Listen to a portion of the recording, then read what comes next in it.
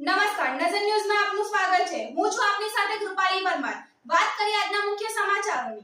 નર્મદા જિલ્લાના ગરુડેશ્વર તાલુકાના statue of unity નજીકના ચાપડ ગામમાં શરમથી માથું ઝુકાવી દેનાર અને હૃદય કંપી જાય તેવી ઘટના સામે આવી છે, જ્યાંથી વિકસિત ભારતની વાતો કરીને વિશ્વભરમાં વિકાસ બનગા ફૂંકવામાં આવે છે, ત્યારે રસ્તાના અભાવના કારણે ફરી એક આદિવાસી મહિલાને રસ્તો ન હોવાને કારણે જોલીમાં હોસ્પિટલે લઈ જતા સમયસર હોસ્પિટલે ન પહોંચવાના કારણે અડધી રસ્તે જ બાળકને જન્મ આપ્યો છે।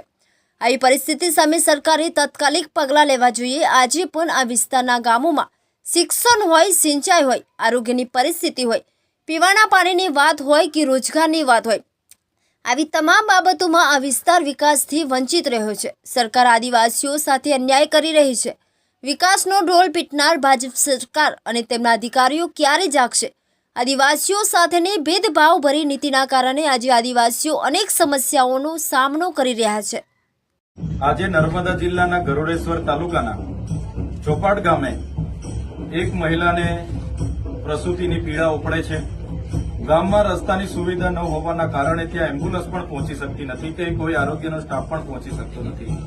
ત્યારે ગામના લોકો આ પ્રસૂતિ પીડાતી મહિલાને જોલીમાં ઉચકીને પગદંડી લઈને જાય છે।